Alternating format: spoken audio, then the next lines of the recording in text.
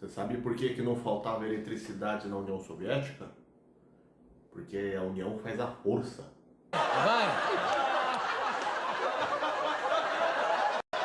Fala pessoal, tudo bem? Eu sou o professor Luciano Kenji e você está no Cinegel.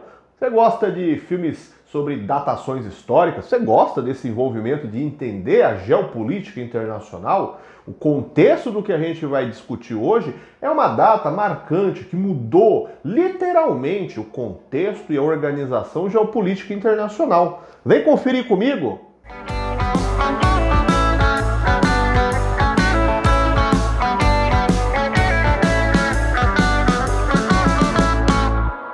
O Sol Enganador, Untolione Solstem, se é que esse é o som mesmo, deixando claro que o meu russo, esse não é um idioma que eu tenho um domínio, né? Então, comunidade russa, se tiver errado, com certeza está, me desculpe, tá? Filme russo de 1994, dirigido por Nikita Mikhalkov, que também é o protagonista do filme, junto com Oleg Menshkov. O filme conta a história de Kotov, um militar soviético que está no verão de 1936 em sua moradia na área rural do país, junto com sua esposa e sua filha. Ele ouve a chamada de um camponês sobre uma operação militar do governo soviético que está destruindo um campo de trigo, e Kotov se dirige para lá para ordenar o fim da operação.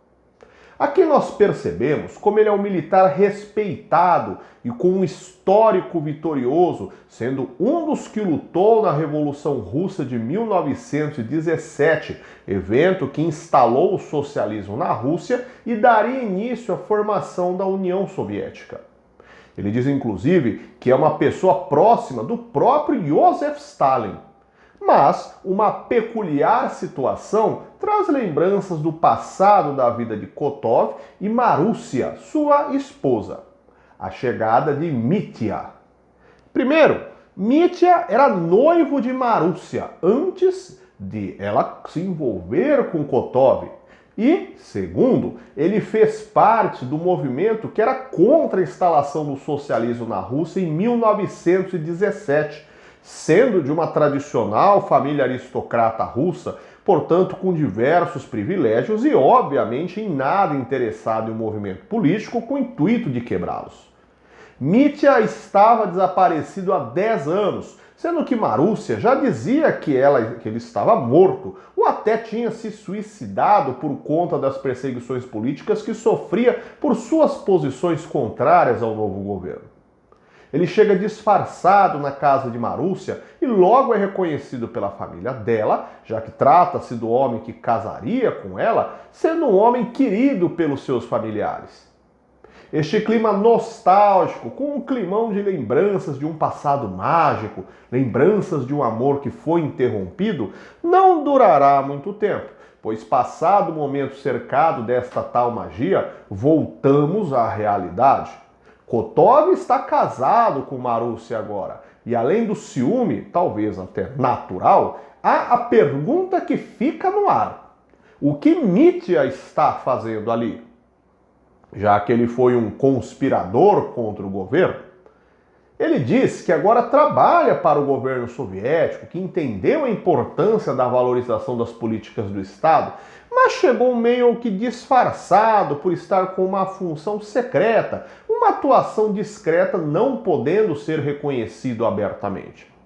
A tensão política e amorosa toma conta dos personagens, já que fica no ar um climão de em quem é possível confiar e quais os reais interesses, sejam eles políticos na busca por algum tipo de manobra ou espionagem, e no coração de Marussia, pois Kotov, por mais que se sinta amado por ela, percebe que as lembranças de anos atrás de uma relação amorosa interrompida por uma questão política mal explicada está remoendo emoções e sensações que estão confundindo sua cabeça. Caso você queira conferir, uma dica, hein? O filme está disponível com legendas gratuitamente aqui no YouTube. É só digitar aqui em cima que dá uma conferida depois. Este filme é explicitamente uma crítica à União Soviética feita por um cineasta russo. Caso você esteja vendo o vídeo no lançamento, 26 de dezembro de 2021, completam-se 30 anos da dissolução da União Soviética. Então, vamos entender o que aconteceu para a segunda maior potência do globo ter se dissolvido politicamente. Primeiro, caso você queira entender mais sobre a Guerra Fria, período em que o país rivalizou com os Estados Unidos no cenário político internacional, eu recomendo que você assista o vídeo no canal sobre o filme Uma Mente Brilhante, clicando aqui no link aqui, ó, dá um tique, beleza? E caso queira entender o que é o socialismo, há outro vídeo aqui no canal com o filme Superman, Entre a Foice e o Martelo. Que aí você já sabe, ó, dá o clique aqui ó, nesse novo que apareceu agora. Caso você já tenha visto a sigla URSS, mas nunca entendeu o seu significado, é a formação do nome União das Repúblicas Socialistas Soviéticas. Este nome foi formado porque em 1917 a Rússia tornou-se um país socialista com um evento da aula de história batizado de Revolução Russa. Mas foi em 1922 que a Rússia agregou repúblicas de seu entorno para viverem sob o mesmo regime político, comandado pelo governo socialista russo. O termo soviética vem de soviet, nome dado aos conselhos operários que substituíam as gestões tradicionais do setor privado dentro da União Soviética, onde ao invés de uma pessoa ter um cargo de liderança hierarquicamente acima dos trabalhadores, os sovietes eram organizações montadas pelos próprios membros da classe operária e que tornavam as decisões de acordo comum a benefício da maioria.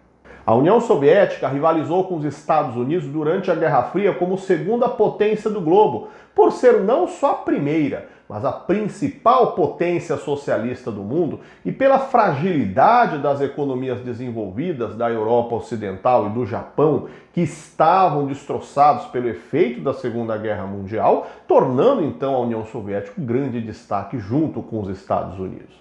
Mas como já dito, a nossa ideia neste vídeo não é detalhar a Guerra Fria, que você pode conferir no vídeo indicado anteriormente.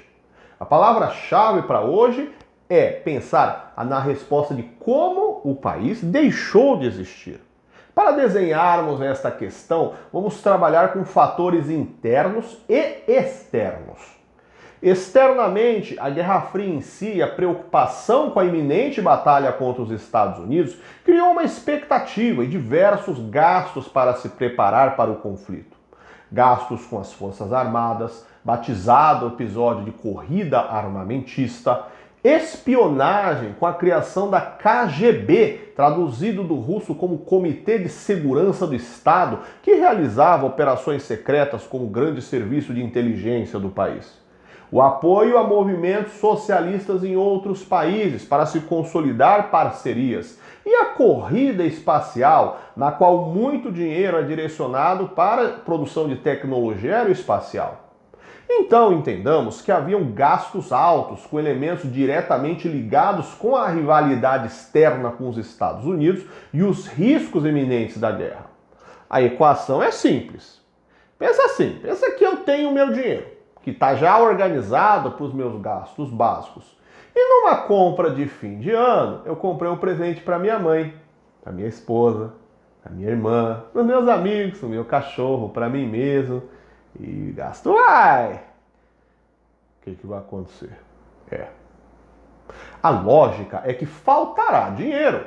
Portanto, eu formarei uma dívida. Vamos trazer este raciocínio para a situação da União Soviética, pois se ela estava realizando tantos gastos com setores ligados à Guerra Fria, outros estavam sendo deixados em plano secundário e muitos deles eram prioritários, básicos para o desenvolvimento do país em aspecto de abastecimento de itens sociais básicos. Caso você já tenha ouvido ou lido que o fim da União Soviética foi marcado por desemprego, falta de estrutura básica, entenda que a conta não fecharia com um olhar tão direcionado para a tal guerra contra os Estados Unidos. E esta crise econômica de falta de verba para abastecimento de itens básicos no país intensificou uma crise política de insatisfação de parte da população e o maior combustível dado à oposição política do Partido Comunista. Pensa se você morasse num país onde há reclamações de problemas em estrutura de base geral, onde há desemprego, problemas de saúde, problemas na educação. Parece o Brasil essa. Internamente, a União Soviética enfrenta problemas por esta falta, essa crise financeira e tenta abafar, então criando uma crise política. Opositores do governo soviético questionam ações externas vistas como equivocadas por eles, como, por exemplo, a guerra travada no Afeganistão contra grupos locais contrários à presença do socialismo no país, sendo este episódio, inclusive, chamado por eles de Vietnã soviético. Ou ainda a intervenção do Pacto de Varsóvia, órgão militar criado com o papel central dos soviéticos para se combater os Estados Unidos e eventuais ofensivas vindas do mundo capitalista, que foi realizado em 1968 no evento chamado Primavera de Praga, quando a Tchecoslováquia, país socialista parceiro da União Soviética, começou a realizar mudanças em sua estrutura política, abrindo aos poucos aspectos mais restritos ao controle estatal socialista. Somado a isso, o governo soviético é duro no combate aos seus opositores, com perseguições que rendem mortes, e isso cria a imagem de satisfação entre os não simpáticos ao sistema e ao Partido Comunista. Portanto, a União Soviética vivencia duas crises que caminham juntas. A crise é econômica, porque falta verba para investimentos em segmentos básicos diversos. Mas ela também é política, pois a população insatisfeita com o governo vai dando volume ao movimento de opositores que tentam organizar-se contra o sistema e um governo que trata de forma ditatorial. Com todo este contexto, chegamos finalmente aos anos 1980, com o país acompanhando a chegada de Mikhail Gorbachev ao poder em 1985. Ele assume a União Soviética com uma visão diferente dos mais tradicionais seguidores do Partido Comunista, entendendo que os problemas que o país vivencia necessitavam de mudanças drásticas na condução política, mesmo que isso desvirtuasse as características do socialismo. Com isso, foram criados dois planos políticos para se solucionar estas crises. A perestroika, nome que em russo significa reconstrução, era um plano econômico que visava reduzir gastos do Estado soviético com a retirada de tropas do Afeganistão, a redução de investimentos em indústrias de setor bélico e um diálogo feito diretamente com o governo dos Estados Unidos na proposta de se pacificar o clima tenso da Guerra Fria.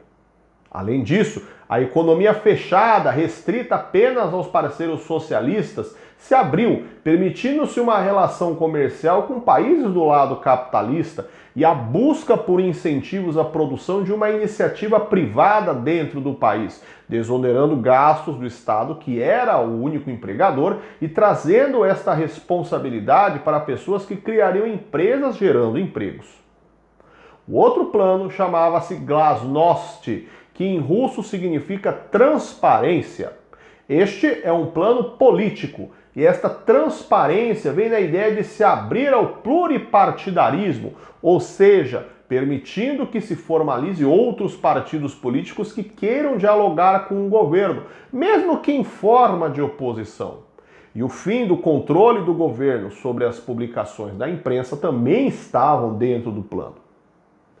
Você ficou com a impressão de que estas ideias estão desconfiguradas quando a gente fala de socialismo? É verdade. Pois é.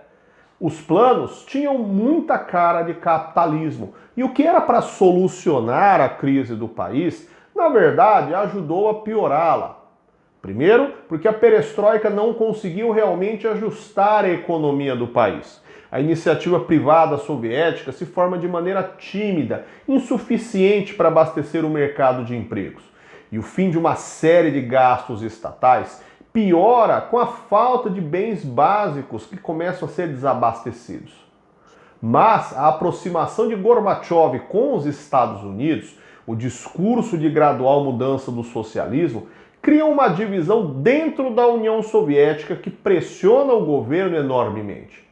De um lado, as pessoas que estão pressionando o governo por uma abertura mais ampla, deixando de lado o socialismo de vez e se acelerando a influência do capital privado no país, julgando que os passos do governo Gorbachev estão muito lentos. Do outro lado, a ala mais tradicional do Partido Comunista, que vê barbarizado o que Gorbachev está fazendo com o país, entregando-o para os ideais capitalistas dos Estados Unidos e deixando as premissas do controle burguês do sistema entrar na maior potência socialista do mundo. Todo o acúmulo de reclamações, denúncias, corrupção e a insatisfação, toda a ineficácia da perestroika, somado à queda do Muro de Berlim, que simbolizava em 1989 o movimento popular contra o socialismo na dividida Alemanha, começam a incendiar movimentos separatistas nas repúblicas soviéticas não russas, que começam a gerar movimentos internos em prol de independência e instalação de regime capitalista. Mais uma dica. Há um vídeo aqui no canal sobre o Muro de Berlim com o filme Adeus Lenin. Você já sabe, né? Tá vendo aqui em cima? Bom, você já sacou, né? Com os movimentos de insatisfação em vários pontos do país e os movimentos políticos em prol de independência e não reconhecimento do governo soviético, Gorbachev joga a toalha. O país oficialmente reconhece que não existirá mais e cada um dos 15 países desmembrados segue independente, seguindo todos o regime capitalista, como são até o momento, pelo menos até o lançamento deste vídeo. Foi criado então a CEI, Comunidade dos Estados Independentes, numa proposta de se manter uma aliança entre os países desmembrados da União Soviética, só que de forma independente, mas com um auxiliando o outro neste processo de reconstrução econômica e estrutural, mesmo após o fim da União Soviética. A Rússia é com certeza o maior dos países originados e o de maior relevância no cenário político-econômico, mas ainda temos a formação de Ucrânia, Moldávia, Estônia, Letônia, Lituânia, Bielorrússia, Armênia, Geórgia, Azerbaijão, Cazaquistão, Uzbequistão, Turcomenistão, Tajiquistão e Quirguistão. E aí, você já tinha ouvido falar desse filme? Esse aqui eu peguei um alternativaço, hein? Deixe seu comentário aqui embaixo. Gostou do vídeo? Deixa o like, compartilha com os amigos. Você já se inscreveu no canal? Bora fazer, ajuda o projeto a crescer aí e a gente se vê no próximo vídeo. Até mais, tchau, tchau!